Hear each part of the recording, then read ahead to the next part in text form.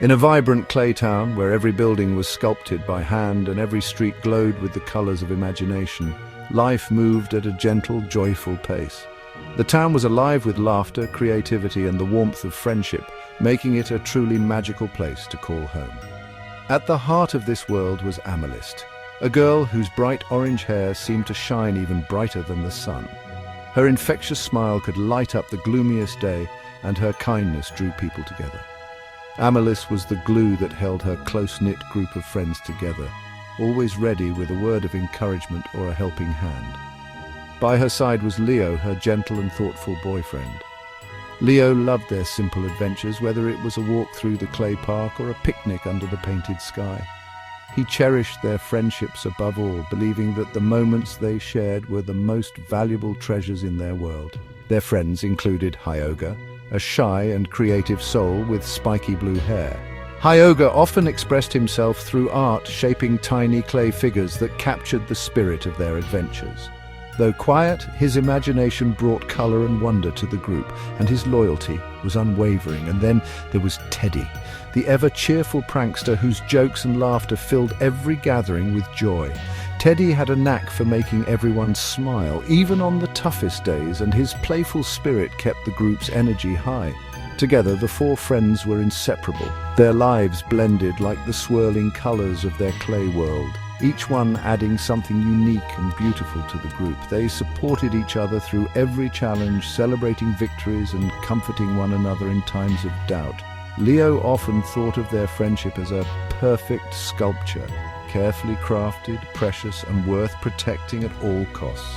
He believed that as long as they stuck together, nothing could ever break the bond they shared. Many afternoons were spent by the clay pond, where the friends would gather to share stories, laugh until their sides ached, and dream about the future. In those moments, it felt as if nothing could ever change the happiness they had found together. But as the sun set on another perfect day, a shadow began to creep across their world, a shadow that would soon test the strength of their friendship and challenge everything they thought was unbreakable. It was a radiant golden afternoon in the heart of spring, and the park was alive with the sound of children's laughter. The sun shone down on Amelist and her friends as they played, their voices echoing with joy. But beneath the cheerful surface, something was about to change. On that day, Amelist's mood shifted unexpectedly, casting a shadow over the group. Hyoga, beaming with pride, held up his carefully crafted clay penguin for everyone to see.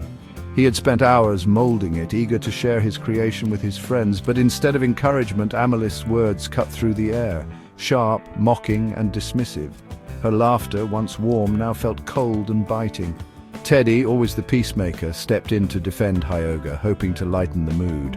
But Amelist quickly turned her attention to him, making fun of his bright yellow boots. The teasing, meant as a joke, stung more than anyone expected. The group's playful energy faded, replaced by discomfort and hurt. Where laughter had once brought them together, it now seemed to drive them apart. Hyoga and Teddy sat quietly, their smiles gone, feeling the weight of Amelist's words. The air was thick with tension, and the joy of the afternoon slipped away. Just then, Leo arrived at the playground, expecting to join in the fun, but as he approached, he immediately sensed that something was wrong. The usual sparkle in his friend's eyes was missing, replaced by sadness and confusion. He could feel the pain in the air, even before anyone spoke. Amelist tried to laugh it off, but her laughter rang hollow. The others looked away, uncomfortable and withdrawn. The warmth that had always defined their friendship seemed to vanish in an instant, leaving only awkwardness behind. The easy camaraderie that once made their group so special was gone. In its place was an uneasy silence, as if everyone was afraid to speak or meet each other's eyes. Leo watched Amelist closely, noticing a side of her he had never seen before. He felt a heaviness in his chest, realizing that something precious had been lost, at least for now. That day, the happiness that had always defined their group began to crack. The bonds of friendship, once so strong, now felt fragile and uncertain. As the sun dipped lower and the playground emptied, the laughter that had filled the air was gone. The friends drifted apart, each carrying the weight of the day. Nothing felt the same, and the memory of that afternoon lingered long after the laughter had stopped. Leo tried to mend things, but Hyoga and Teddy withdrew, wounded by Amelist'S words. Visiting Hyoga, Leo heard how much the ridicule hurt and realized Amelist had broken their trust. When Leo gently confronted Amelist, she dismissed their pain as oversensitivity, refusing to apologize. Her indifference shocked Leo. Kindness and empathy mattered most to him. He saw that Amelist'S cruelty wasn't just a mistake, but a lack of care. A deep crack formed in Leo's heart, dividing love from his values. He knew he couldn't ignore it. A difficult decision loomed. Leo struggled, torn between memories of happiness and the reality of Amelist'S unkindness. He realized staying with her meant accepting her behavior, something he couldn't do.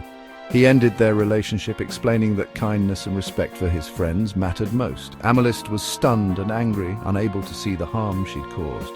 Leo stood firm, choosing integrity over comfort. The breakup was quiet and sad, leaving Leo with a sense of loss but also rightness. The group was fractured, but Leo held on to his values. Sometimes standing up for what's right means letting go. The breakup sent ripples through the group. Hyoga became withdrawn, hiding his creations, his confidence shaken. Teddy's laughter faded, replaced by caution and doubt. Leo missed the old days, but knew he'd made the right choice. Even Amelist felt the consequences, her friends gone, the town square empty. Her moment of cruelty left her isolated. Bullying had hurt everyone, not just the victims. Unkindness, like a stone in a pond, spreads far and wide.